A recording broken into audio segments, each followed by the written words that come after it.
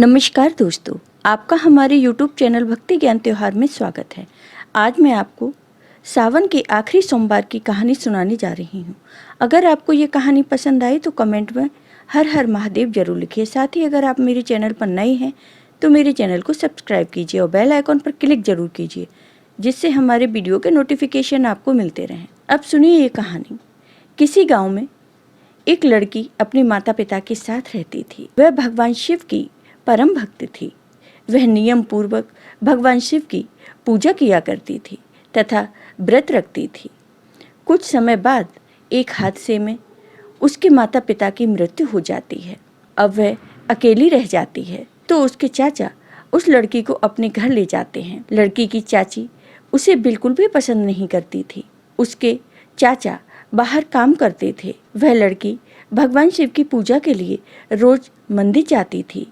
यह उसकी चाची को बिल्कुल भी पसंद नहीं था। उसकी चाची उस लड़की को बहुत डांटती थी और सारे घर के काम कराती थी।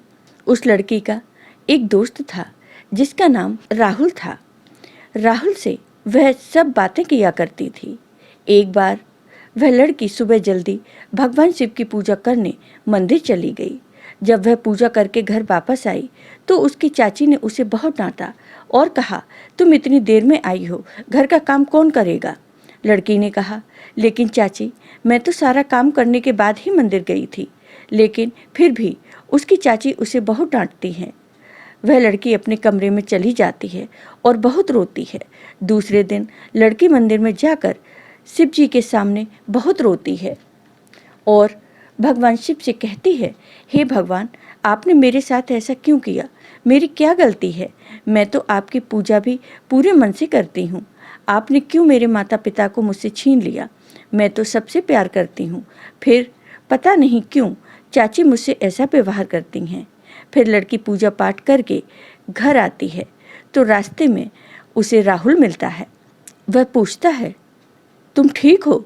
क्या चाची ने तुम्हें फिर से डांटा? तब वह लड़की कहती है, हाँ। राहुल ने कहा, तुम चिंता मत करो, मैं जल्दी ही तुमसे शादी करूंगा और तुम्हें यहाँ से ले जाऊंगा। तभी उस लड़की की चाची वहाँ आ जाती है। वह उस लड़की को राहुल के साथ देखकर बहुत गुस्सा करती है और लड़की के समझाने पर चाची उस लड़की को चांटा मार देती है। लड़की रोते हुए अपने घर चली जाती है।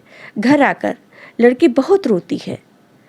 तभी चाची आकर उससे कहती है, आने दे तेरे चाचा को, उन्हें ही बताऊंगी कि उनकी लाडली मंदिर जाने के बहाने क्या करती है।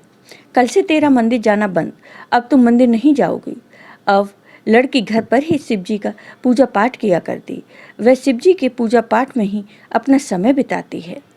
तभी वहाँ एक बूढ़ी माई आ जाती हैं। वह कहती हैं, बेटी, कल से सावन का महीना शुरू हो रहा है, मंदिर में पूजा पाठ करानी है, मुझे कुछ चंदा मिलेगा? तो लड़की की चाची बूढ़ी माँ को अंदर बुलाती हैं और पैसे लेने अंदर चली जाती हैं। तभी बूढ़ी माँ लड़की को उदास देखती है तो उससे पूछती है, क्या हुआ बेटी, उदास क्यों हो? तुम तो शिव भक्त हो, तो उन पर विश्वास रखो। तब लड़की कहती है, आपको कैसे पता? तब वह बूढ़ी माँ कहती है, मुझे सब पता है कि तुम्हारी चाची तुम्हें परेशान करती हैं और तुम किसी से शादी करना चाहती हो। तब लड़की कहती है, आपको ये सब कैसे पता? तब बूढ़ी माँ ने कहा, उसे छोड़ो, मैं तुम्हें जो बताती हूँ तुम वो करना, तो तुम्हारी सारी परेशानियाँ दूर हो जाएंगी। लड़की कहती है, क्या करना है मुझे? तब बूढ़ी माँ कहती है, कल से सावन का महीना शुरू हो रहा है, तुम शिव जी की पूजा करना तथा सावन के सोमवार का नियम पूर्वक व्रत करना। अगर तुम विधि पूर्वक सावन के सोमवार का व्रत करोगी तो तुम्हारे सारे कष्ट दूर हो जाएंगे। यह कहकर बूढ़ी माँ वहाँ से चली जाती हैं। तब वह लड़की सोचती है, ये व्रत मैं जरूर करूँगी और मंदिर भी जाऊँगी, चाहे कुछ भी हो जाए। लड़की सुबह जल्दी उठकर मंदिर जाती है। वापस आने पर चाची डांटती है, लेकिन लड़की चुपचाप सुनती रहती है। लड़की सावन के सोमवार का व्रत भी रखती है। इसी तरह धीरे धीरे सावन का पूरा महीना निकल जाता है और वह नियम पूर्वक भगवान शिव का व्रत और पूजन करती है। सावन के आखिरी सोमवार को लड़की पूजा पाठ करती है और कहती है, भगवान, मैंने आपका व्रत विधि पूर्वक किया है, फिर भी कुछ भी ठीक नहीं हुआ। तभी मंदिर में अचानक उसके सामने वही बूढ़ी माँ आ जाती हैं। वह बूढ़ी माँ अपने असली रूप में आती हैं। वह बूढ़ी माँ और कोई नहीं, पार्वती माँ थी। फिर भगवान शिव भी प्रकट होते हैं और उस लड़की से कहते हैं, बेटी, हम तुम्हारी भक्ति से बहुत प्रसन्न हैं।